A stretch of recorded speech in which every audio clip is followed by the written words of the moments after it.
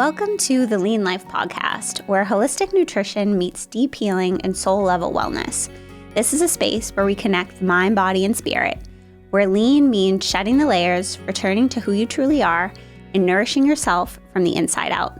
I'm Lauren Ahola, your host and holistic registered dietitian with over a decade of experience, and I've learned that real healing goes far beyond food. It's emotional, spiritual, and deeply personal. If you're ready to go deeper, reconnect with yourself, and truly lean into all that you are, you're in the right place. Let's do this.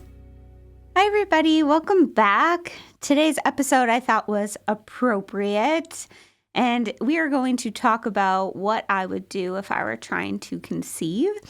So right now I am 37 weeks pregnant, and which is crazy because I could literally have this baby at any time now, and this is going to be one of my last episodes before I take a break for a couple of months. And just because this has been so on my mind for the past 9+ months, I wanted to share just a little bit of my own experience that helped me conceiving my daughter, along with just my nutrition background, science, research, and some spirituality, bringing it all together.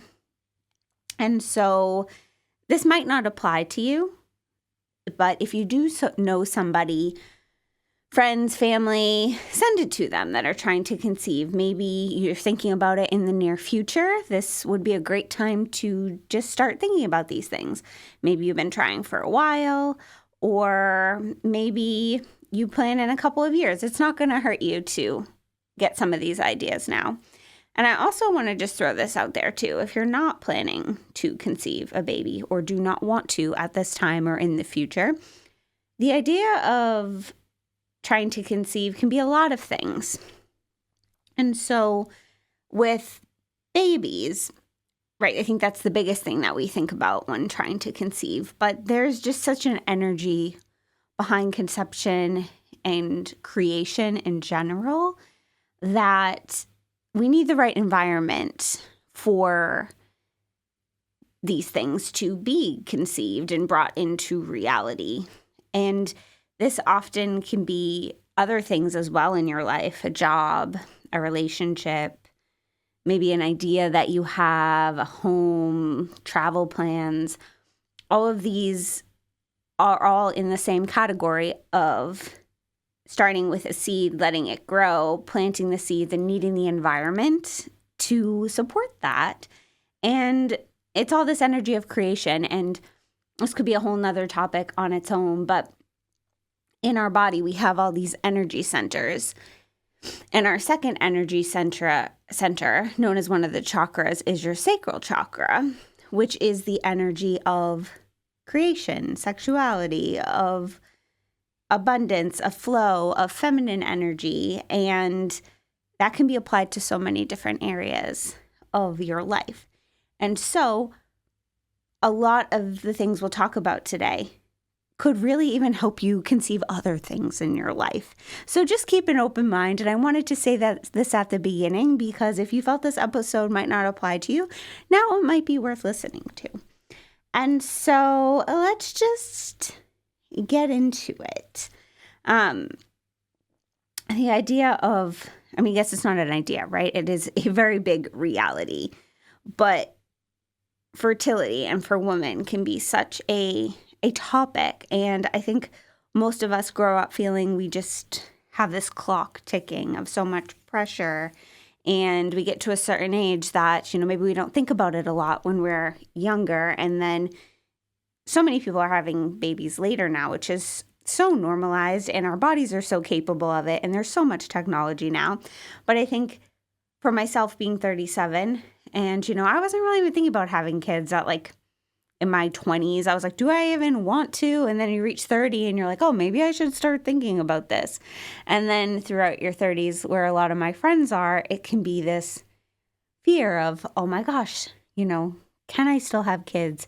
Is it possible? Am I going to meet somebody? And there can be so much fear, whereas I don't think men often carry around that same fear. It's like, oh, I can have a kid whenever I want to, But I just want to let you guys know that you do have a lot of power within you to create new life at all different phases of your life.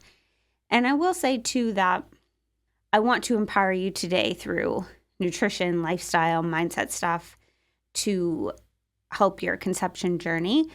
But I am not going to take the place of medical interventions either. I do think there is a very appropriate time and place for that. And if that is where you're at or need to go, I fully support that. And I think it's amazing. And I think the technology we have is just, we are so lucky for that. And it's only going to continue to grow.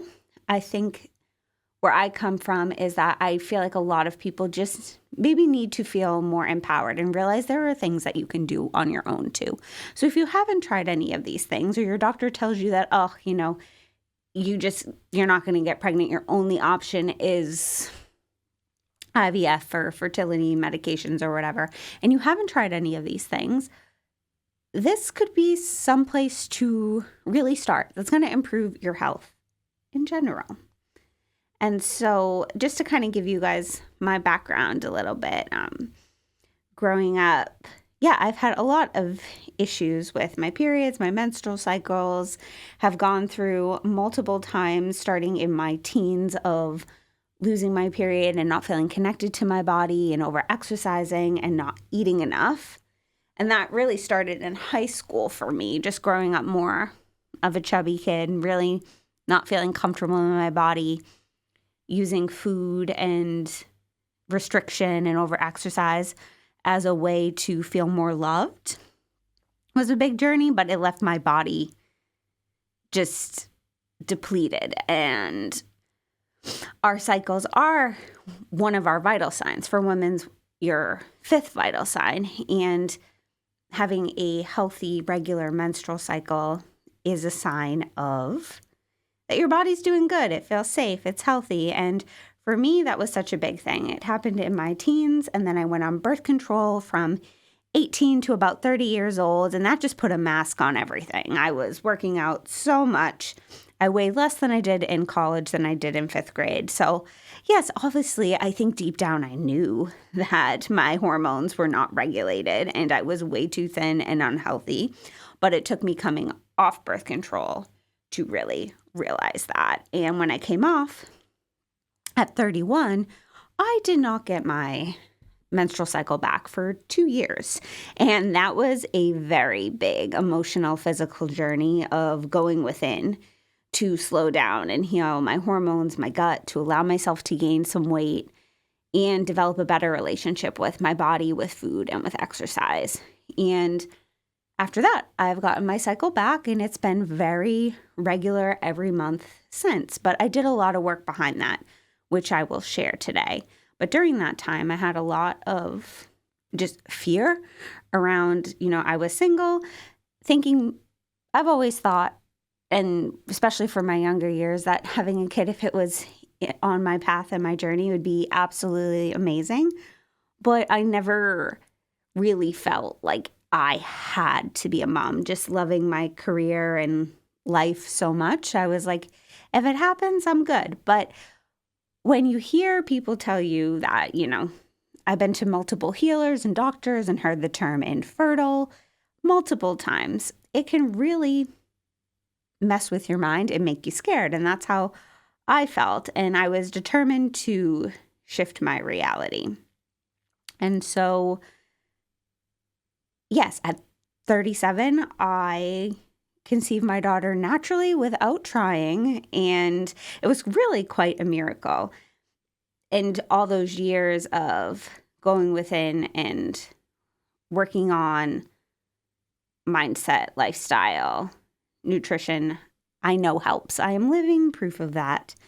And so let's just get into the foundations of what I would focus on if I was also trying to conceive. And maybe you've never even had issues with your menstrual cycle. Sometimes these things are just unexplained. And what I do know is that we do have a lot of power to improve your egg quality. And your egg quality can improve in about 90 days. Yes, you are born with all your eggs, and it's super cool that when you were in your mother's womb, you develop all your eggs, And so there's multiple generations there. And as we get older and start our menstrual cycles, our eggs start to decrease. But you can still have good quality eggs into your late 30s, 40s by taking care of yourself.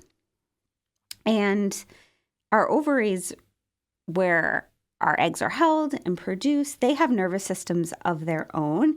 And I've been listening to more and more research on your ovaries, which is really, really interesting. And even through menopause, when they say we don't need them anymore, like they do still have a very vital role. And they are just their own little community and nervous system.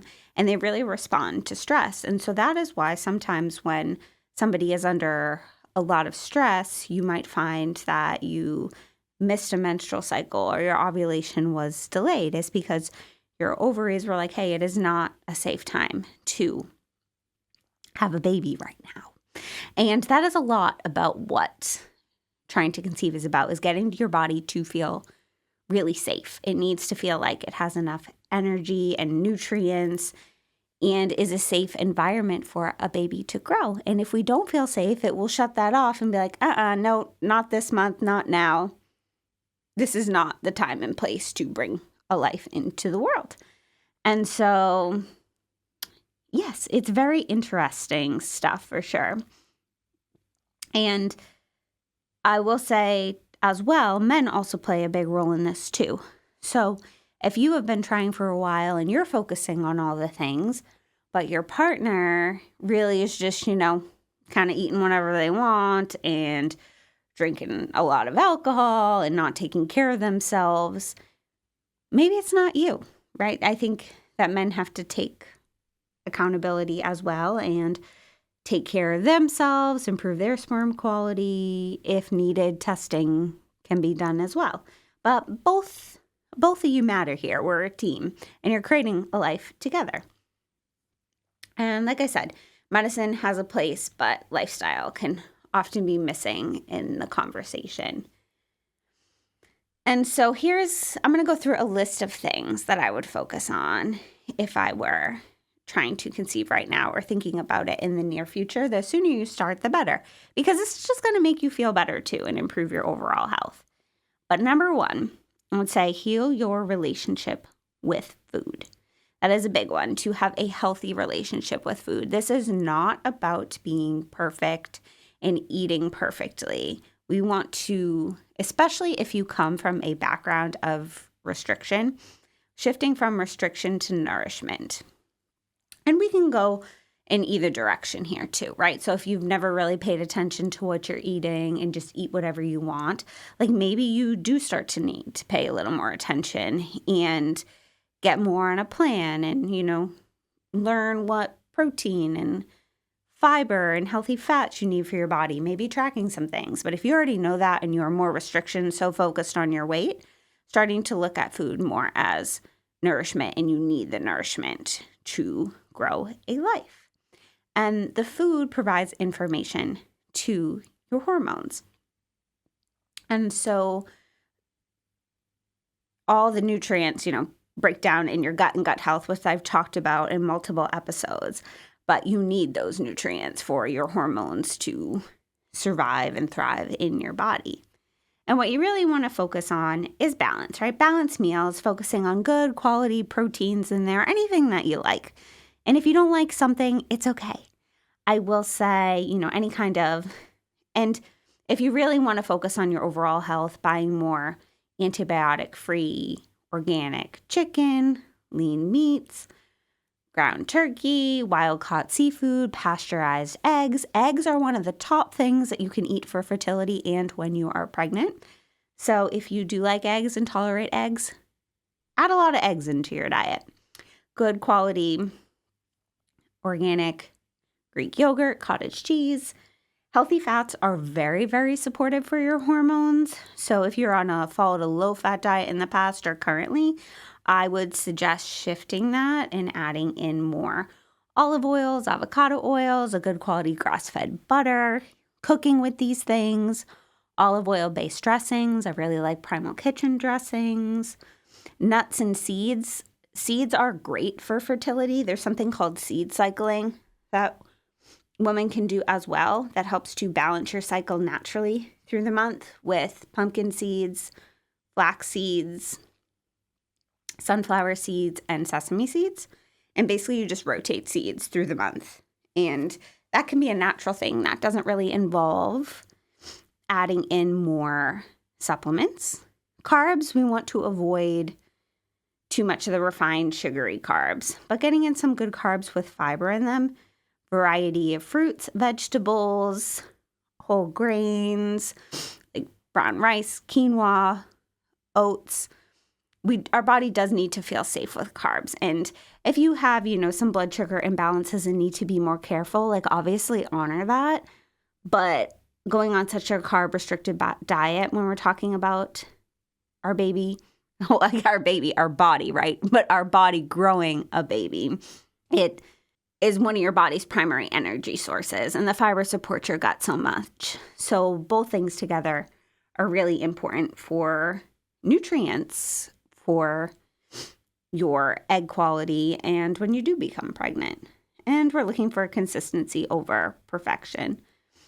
And what we want to avoid is extreme dieting, under eating, and fasting for too long of periods. With intermittent fasting, more and more research is coming out that really it is not supportive of women, especially in their menstruating years. So just something to consider there. Number 2 is healing your relationship with exercise. This is another place that we want to avoid extremes. So avoiding overtraining or a sedentary lifestyle. For me, I was on the extreme of overtraining, working out 2 to 3 hours a day, sweating through multiple clothes, absolutely a very low % body fat. If you do have access to InBody scale and you like data, this isn't for everybody, but if you do like data, InBody scales are scales that measure your muscle mass, and % body fat can be a really nice check-in for women, especially if you're trying to conceive. You really don't want to have your body fat percentage below 18, more like above 18, low 20s is a better healthy range to carry a child for most women. And if you aren't training enough, right? If you just kind of don't have any exercise routine going on, you sit at a desk all day, maybe you get in a couple, few thousand steps, you might want to consider adding in more. Not to the point where you are, extremely stressing your body out, but gradually increasing. A mix of moderate, vigorous, and low intensity exercises often best for most. And you want to kind of have the mindset too of this really helped me of like even learning what it feels like to leave some gas in the tank for the rest of your day. If you work out to the point of you are exhausted for the rest of the day after your workouts, maybe you leave feeling really good on a high, but then you have trouble getting through the rest of your day or super tired, don't want to do much else, then you overdid it. And so for me, a big part of it was, okay, if I exercise to a point where I still have some energy, less than I think I should do, that really helped me over time. And so I guess the big theme with both the exercise and food is both avoiding the extremes, finding some balance. Number 3, you really want to find your healthy, safe weight. And so that does not mean your skinniest weight, your lowest body fat percentage weight. This is one of the biggest things of all, is finding a weight that your body feels safe at. And for your fertility thrives in safety, not stress. And so if you're really overweight and your body is stressed out because of that, some weight loss really could help you to conceive a child healthy. But if you are constantly tracking and striving to meet a weight that's really hard for you to stick with, that causes you to deprive yourself, then that might not be the best weight for you. And that sometimes can be a big thing to work through with your mindset, to get comfortable with a few extra pounds if it's not your normal. But you just have to ask yourself, is my menstrual cycle coming regularly? Am I missing it? Am I too thin? Would my body feel safer with some more weight? And I will say that was definitely for me, but that might not be for you. And something that really helped me was just reminding myself that if this is a weight that I have to work out so extreme to maintain and to deprive myself with, it's not healthy. And over time, each day during this about 2-year period of regaining my menstrual cycle back, I would ask myself every morning, what can I do today that feels like self-love and self-care? And the answer was never to restrict or go run 10 miles until I'm exhausted. It was always, okay, I would tell you to eat when you're hungry, stop when you're full, go for a walk. Maybe today you do some yoga, maybe some strength training. And that question each morning really taught me how to listen and communicate with my body. And this idea that I had when I gained weight, it was awful. I would tell myself that, oh my gosh, what if I gain 100 pounds and I lose all my clients? And it just wasn't a great place. But as I started to do it slowly, day after day, it never turned out that bad. It was maybe an extra 5 to 10 pounds. And it got myself to a place where I felt strong and safe and didn't have to deprive or restrict myself, and ended up feeling really good and confident. So sometimes I think we can make a bigger deal of things in our head and start to think too far in advance of all the what ifs and what will happen. But it's really just about taking it day by day and trusting yourself. The fourth thing I would do if I was trying to conceive, if you have not already, you might have already done this, is to come off birth control. I will say birth control definitely does have a place, but for most of us, we are just put on birth control at a young age without even really having a conversation about it. It's just like, oh, you want protection, here's birth control. Or, oh, you have painful periods, birth control. Or you don't get your cycle, here's birth control. It's like the answer for everything, but really what it does is just put a Band-Aid on it. If I was still on birth control, let's say until last year, and came off and found out I had all these issues going on, it would take me so much time to balance these things. And it did take me so much time. So, and you want to give your body about 3 months or more to detox off the birth control, because they're putting false hormones into your body. And it takes your body time to start creating and regulating hormones on your own. And everybody can be different. I work with some people who come off and have no problems and they get their cycle back right away. I work with some people who have a host of issues, and then we got to start working through them one by one. But I will say it's all perfect, But yes, there is a place for it at certain points. So definitely a conversation to have with your doctor. But if you are on it and hoping to conceive in the next couple months to a year or so, I would definitely have a conversation and start to think about coming off, because then you'll know where your body's at and what you need to do to get there. Number 5, learn and track your cycle. This is a big one that I think, and it all goes back to, I'm 37 and grew up in a time, and I don't even know what kids are taught in school nowadays in health class. I'm sure I will learn along the way with my daughter, and this will be a big thing that I will want to teach her. But basically, it's like, here, you just get your period, and we're not really told anything about it. And then the options are just like birth control, and some of us can feel a lot of shame around it or not really understand what's happening in our body. And I wish I had learned this from the start when I was in middle school and first got my cycle, of how to track your cycle and what's actually happening. And so really, you can only get pregnant about 5-ish days per month around your ovulation window. It's a very small fertile window that we have. And to know when that time is, right? You might be super in tune with your body, tracking and doing these things for a while, so you might not pay as much attention. but you can find out when you're ovulating based on measuring your body's temperature every morning. You have to do this before you get up in the morning, looking at your different cervical mucus changes, getting luteinizing hormone LH strips. You can just find some on Amazon. Or what I really liked was wearing my Oura ring. The ring was so helpful for me because I never got up and tracked my temperature in the morning. I would always forget, but the ring automatically does it, and then it will sync to an app called Natural Cycles. And this app will track your fertile window. And for me, it was always so accurate. And around ovulation, you get this big spike in your temperature, and then it goes back down.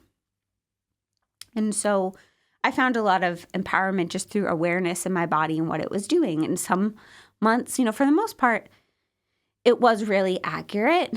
And then for some months, maybe my ovulation would be off a little bit. And I'd be like, I would look back and see, how was I taking care of myself that month? Where was my stress? And it always sort of made sense. And so the Oura ring can be pretty pricey. I do think it's the best on the market. And if you have a healthcare savings account, you can use it for that. There's also other cheaper versions like the Halo ring that are out there too. But I will say, knowing your body and having some data behind it can be really powerful. So if you're in a place for that, that could be a good option.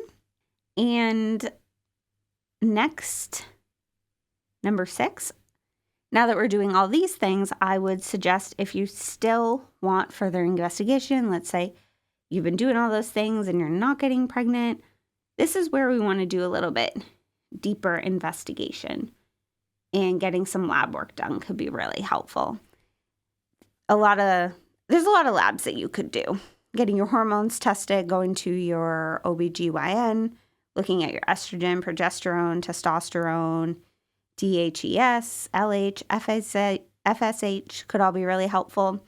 If you wanted more information based out of that, a dried urine and saliva test, the Dutch test, could be really helpful. Other things that could impact your fertility definitely could be your thyroid. Doing a deep investigation for your thyroid could be really important. They mostly test your thyroid stimulating hormone, TSH. But there are like 9 different labs you could do to test your thyroid. So if you have questions or your intuition is telling you that something's off, really try to push for that. The optimal thyroid TSH that I like to see is between 1 and 2 for most women. And then also looking into your blood sugar, your insulin, fasting glucose, hemoglobin A1C, that could definitely make an impact on your fertility. Certain nutrients like iron, B12, and vitamin D also can affect your egg quality. For me, I do think one of the biggest things is that I've always had pretty low iron and very low ferritin, your iron storage. And over the past 3 months before having my daughter, she's still inside of me right now, but before conceiving her, I had started this supplement called Blood Builder and was really working on getting my ferritin levels up. And since doing that, they have really come up. So I do, in the back of my mind, think that played quite a part in it too. If you don't get any answers with those, still struggling, other things you could do some deeper dives into are your gut health. Your gut health greatly impacts your fertility and your hormones as well. Because like I always say, you become what you absorb, not what you eat. And if you're not absorbing your food well, your nutrients don't break down as well. And you need all your nutrients for your hormones. And then there's just less inflammation too. So that could be definitely something deeper to dive into. I definitely did that a lot over the past few years of healing my gut. And I do think that played such a huge role as well. Another thing you could also look into, if you're not getting answers there, suspected mold or heavy metals. That could be some other testing to do as well. Because if everything's coming back perfect and you're not feeling great, there could be potential exposure to mold or metals, which could impact every aspect of your life. I don't specialize in those, but usually I refer people to one of my favorite places in California called Nourish Medical Center, and they could definitely help you there. I hope to at some point. all my testing on myself has kind of got put on hold with being pregnant. But after I have my daughter, I hope to add some more things to my practice. And I often start with testing myself because I think when I understand it more fully, then I can apply it and help other people. The next thing I would do, number 7, is work on some lifestyle factors, right? This is like a host of things, but it's all connected beyond just testing and what you eat, of getting good sleep quality. If you do get something like the Oura Ring, it can help you understand your sleep scores better too. So that can be helpful. But above all, always listen to how you feel. We want about 7 to 9 hours of rested sleep a night. Managing your stress. Things you want to reduce for sure. Alcohol, caffeine, added sugars, and processed foods definitely can have a negative impact on your egg quality and fertility. And another thing to consider, maybe looking into your beauty products, home cleaning products.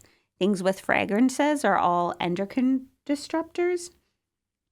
And so even if you aren't eating perfectly and working out, if your house is full of conventional like Lysol wipes and Tide laundry detergent pods and all of those things, or, Yankee candles, could be flooding your home with chemicals.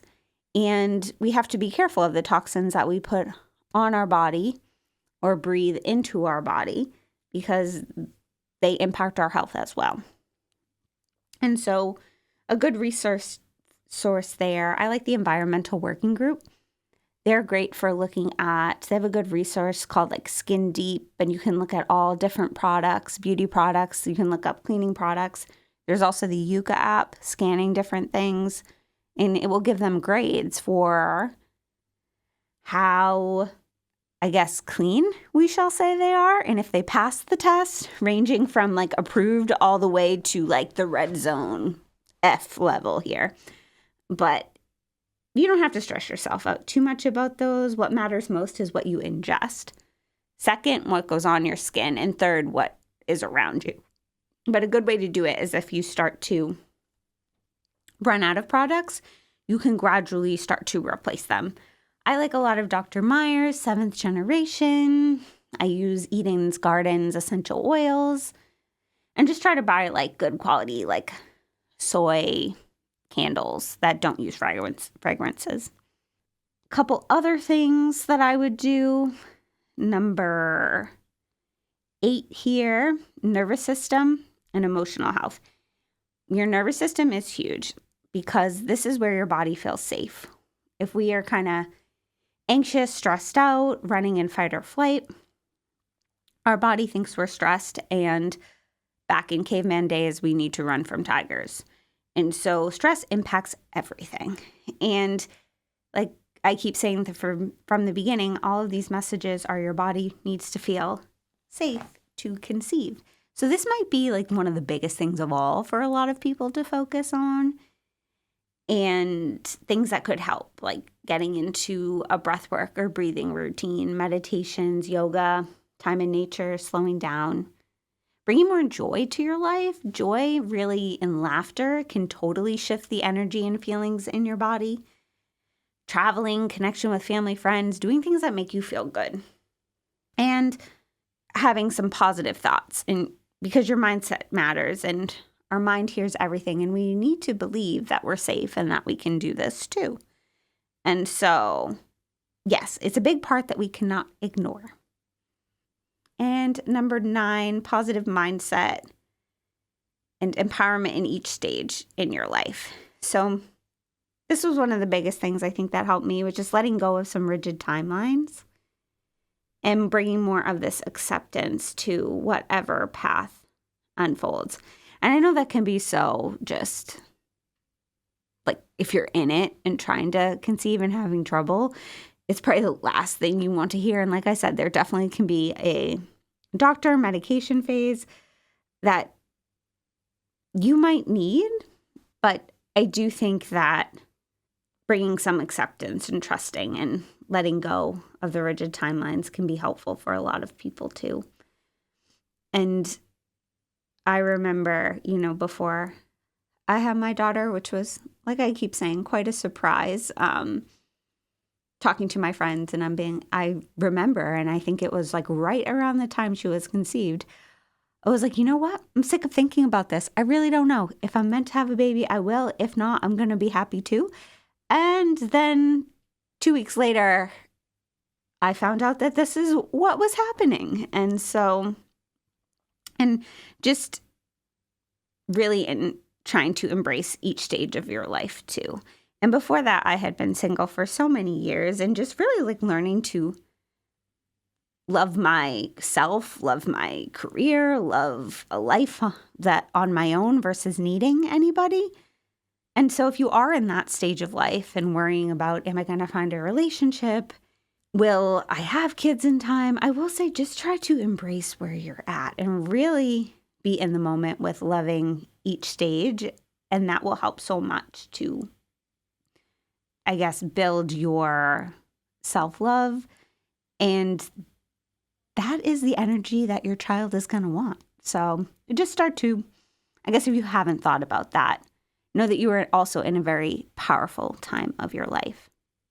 Number 10, if you need supplements as well, they're supporting, but they're not going to, fix all of our problems. But I would say things that can definitely help for women is a good quality prenatal. I really like the Thorne brand. Probiotics can be helpful. If you aren't pregnant, good ones, I like Seed, another brand called Megaspore. If you are, I like the Needed brand probiotic. Fish oil can be great before. If you do find out you're pregnant, switching to a prenatal DHA, EPA. Thorne's also a good brand for that, or Nordic Naturals. Magnesium, you can take that all through pregnancy and before. Really helps to just support and relax your body and help with sleep. Collagen can be supportive. And if you do find out any of your labs are low, like iron, B12, or D, adding those in will definitely be supportive. For men, if we suspect or they get some labs done, that could be helpful for their fertility as well. Zinc, vitamin D, a good quality multivitamin, Shilajit, and another supplement that has more research too for fertility. Actually, 2 of them. These can apply to men and women. NAD and NAC. They sound similar, but they're different. NAD, I was actually taking that before just more for energy and brain health. And then all this research, I started to look into that it really helps for fertility too. And then NAC is really good for your cellular health, liver detox, and plays a big part in fertility as well. So just some things that you could look into. So I know that was a lot of different things today, but I kind of want to just run through a list and just take what applies to you, even if it's 1 or 2 things, or maybe you go back and take some notes if you're really in this phase of your life and just start to see if they make a difference, right? Nothing happens exactly overnight. Like I said, your egg quality can improve in about 90 days.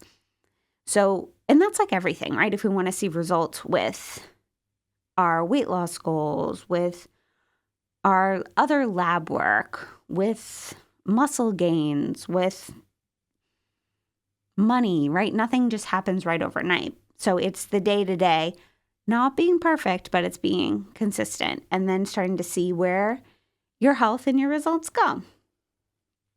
And I hope this leaves you feeling a little encouraged that there is so much you can do to support your fertility and that your body is not broken. It's always just communicating that something is off and maybe wants to come to balance. And what I will leave you with is take this time to slow down, to listen, and to trust your body. That is the biggest thing of all, is to start to communicate with your body. Is everybody is going to be a little different. There is no cut and dry, this is 100% the path. If you follow it, you have to try things. You have to listen to how you feel, how your body responds, and take time for yourself, because the more we slow down, the more messages that we get. But yes, I hope you guys find this episode empowering. And if you do have any stories of conceiving or babies or any, even if it's like other things in your life, send them over. I'd love to hear them. And yeah, I'll be taking a break for a couple months, but I will be back sometime in November. So thanks, guys. Thank you so much for listening to the Lean Life podcast. Your support truly means everything. If you loved this episode, the best way to support the show is to leave a review, subscribe, or share it with someone you care about. If you want to go deeper, I work with clients one-to-one through intuitive functional nutrition, both locally on the South Shore of Boston and online. You can always reach out, ask questions, or connect with me. I'd love to support you. Sending you love, balance, and a reminder to lean into all that you are. I'll see you in the next episode.